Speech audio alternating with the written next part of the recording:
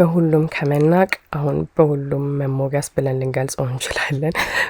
ስለዚህ ሃሪ ማጓየር በተለይ ላለፉት ጥቂት ዓመታት በጣም ብዙ ውጣ ውረዶችን ያሳለፈ ተጫዋች ነው። ስለዚህ የእሱ ሪደምሽን ስቶሪ ወይም ደግሞ ስሙን እየቀየረበት ያለውን ሁኔታ ለመመልከት እንሞክራለን። ያው በአንድ ወቅት እሱ የዓለማችን ውዱ የተከላካይ መስመር ተጫዋች ነበረ።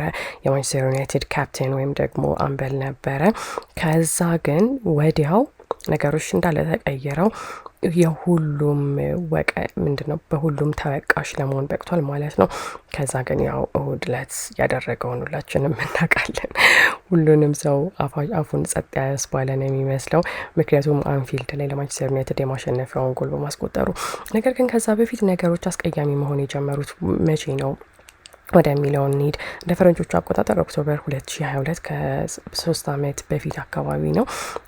ግራም ሳውነስ ስሙን በትክክል ያልኩት ይመስለኛል። እሱ ለማንኛውም ምንድን ያለው ማጓየር ላይ እየደረሱ ያሉ ወቀሳዎች፣ በተለይ አጸያፊ ስድቦች በጣም አስቀያሚ መሆናቸውን የገለጸው ናስቲ ናቸው ያለው እና እሱ በተለይ በበይነ መረብ ወይም ደግሞ ኦንላይን እና በትክክለኛ ሕይወቱ የሚደርሱበት ወቀሳዎች አግባብነት እንደሌላቸው ተናግሯል። በተለይ ደግሞ የማንቸስተር ዩናይትድ ደጋፊዎች ማንቸስተር ቤት ውስጥ ላለ ማንኛውም መጥፎ ነገር እንዳለ እሱን ሲወቅሱት ነበረ።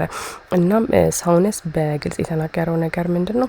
ይሄ ኖርማል የሆነ ፉትቦል ክሪቲሲዝም ወይም ደግሞ በቃ እንደው የተለመደ ነው የሚባል በእግር ኳስ የሚቀርብ ወቀሳ አይደለም።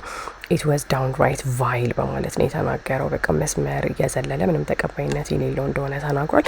ከዛ 2023 ላይ ስንመጣ በፈረንጆቹ ነገሮች ወዲያው አልተቀየሩም። ስለዚህ በድጋሚ በፈረንጆቹ አቆጣጠር 2023 ላይ ከ2 ዓመት በፊት አካባቢ ነው ለሱ ያለ ደጋፊዎች ለሱ ያላቸው ጥላቻ እዛ ላይ አልቆመም።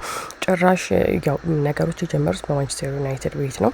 ነገር ግን የእንግሊዝ ደጋፊዎች ራሱ በተለይ ለምሳሌ ከስኮትላንድ ጋር ጨዋታ ሲጫወቱ ደጋፊዎች እሱን ሜዳ ውስጥ በጣም ሲወቅሱት ነበረ። ወይም ደግሞ እንደዚህ ቡ ይላሉ አይደለ? ሜዳ ውስጥ ኳስ ማየት አለባቸው የምን ማለት እንደሆነ ለመረዳት። ስለዚህ ከዛ በኋላ የእሱ እናት ኢንስታግራም ላይ ጻፈች ማለት ነው። እና ምንድን ያለችው እሱ ላይ እየቀረበ ያለው አቢዩዝ ወይም ደግሞ እሱ ላይ እየተደረገ ያለው ሁሉ ስድብ መሆኑ ምን ሆኖ ይሄ ዲስግሬስፉል ነው፣ ምንም ተቀባይነት የሌለው ስትሮንግሊ ወይም ደግሞ በጣም ጠንከር ብለን የምንቃወመው ነገር መሆኑን የገለጸችው እና በተለይ አንፌር ነው፣ አግባቡ አይደለም ወይም ደግሞ ፌር ያልሆነ ነገር ነው ብላለች። ምክንያቱም እንደ ሃሪ ማጓየር አይነት ጠንክሮ ለሀገሩና ለሀገሩ ብሔራዊ ቡድንና ለቡድኑ ለማንቸስተር ዩናይትድ ለክለቡ ጠንክሮ ለሚሰራ ተጫዋች አይገባውም በማለት የተናገረችው። ከሷ በኋላ ደግሞ ጄሚ ሬድናፕ ያው እሱንም ደግፎታል ማለት ነው እና በተለይ በሃሪ ማጓየር ላይ እየደረሰው ያለው ወቀሳ እሱ ኢትስ ቢሎ ዘ ቤልት ነው ያለው። ይሄ ምን ማለት ነው? በጣም ጭካኔ የተሞላበትና ምንድነው አንፌር የሆነ አግባብ ያልሆነ ነው በማለት ነው የተናገረው ማለት ነው። ከዛ ወደ ሌት 2023 የፈረንጆች አቆጣጠር የሱ መጨረሻ እና እስከ 2025 በምን እንሄዳለን። ስለዚህ የ2023 መጨረሻ አካባቢ እና ልክ 2024 መጀመሪያ አካባቢ ያው ሃሪ ማጓየር ለምን የዓለማችን በአንድ ጊዜ ወይም በአንድ ወቅት የዓለማችን ውዱ ተከላካይ ተጫዋች እንደነበረ ነው ሊያስታውሰን የሞከረው። በተለይ ከቡድኑ ከሼፊልድ ዩናይትድ ጋር ሲጫወት ማን ኦፍ ደ ማች ተብሎ ተመርጦ ነበረ። ከዛ ኤሪክ ቴን ሃግም ፕሮፌሽናሊዝሙን ወይም ደግሞ በቃ በስነስርዓት ስራውን አክብሮ በመጫወቱ ብለን ልንተረጉመው እንችላለን። ፕሮፌሽናሊዝሙን I'm trying to translate this to the best of my ability ስልል ይችላል። ስለዚህ አሞኒም ኤሪክ ቴን ሃግ ለሱ ፕሮፌሽናሊዝሙንም ሲያደንቀው ነበር ማለት ነው እና ስለዚህ በዛን ሰዓት ላይ ሰዎች ትንሽ ለማስታወስ ሞከሩ።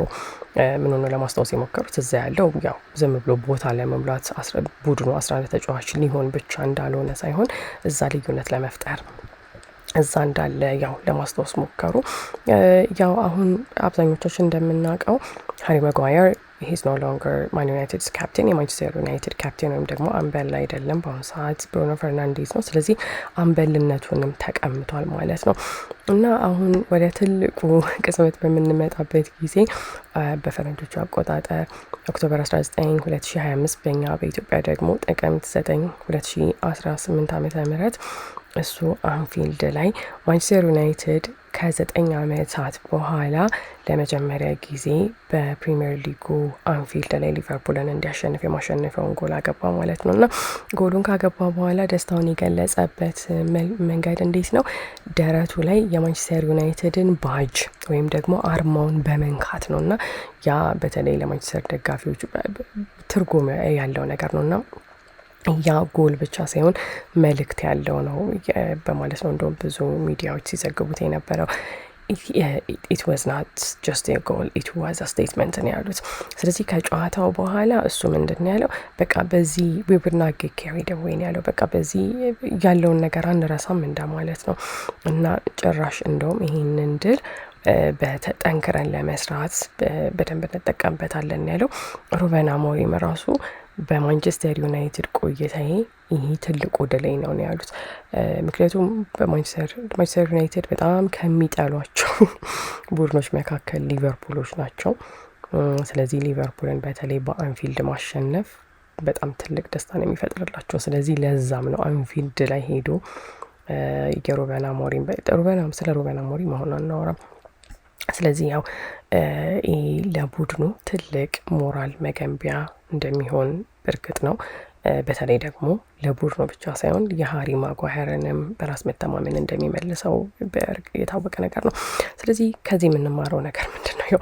የሃሪ ማጓየርን ጥንካሬ ነው የምናየው። ይሄ የሃሪ ማጓየር ከቅርብ ዓመታት ወዲህ የነበረው የእግር ኳስ ሕይወት ታሪኩ የእሱን ጥንካሬ ያሳየናል። ከደጋፊዎች ከሚዲያ የሚመጣለትን ወቀሳ እንዳለ ችሎ ያው ስራውን መስራቱን ቀጥሏል ማለት ነው። ከዛ አሁን ደግሞ በማንቸስተር ዩናይትድ ቤት ልዩነት ፈጣሪና ቁልፍ ተጫዋች መሆኑን አስመስክሯል። ስለዚህ አንዳንድ ጊዜ ያው ሪደምፕሽን ጊዜ ሊፈጅ ይችላል። ጊዜ ወይም ጊዜ ይፈልጋል። ጊዜ ብቻ ሳይሆን በቴስታ የሚገባ ጎል በቴስታ የሚገባ ጎል ብቻ ሳይሆን ያ ጎል በቴስታ ገብቶ አንፊልድ ላይ እንድታሸንፉ የሚያደርጋችሁ ከሆነ እንደ ሃሪ ማጓየር ያላችሁን ታሪክ ልቀይሩ ትችላላችሁ።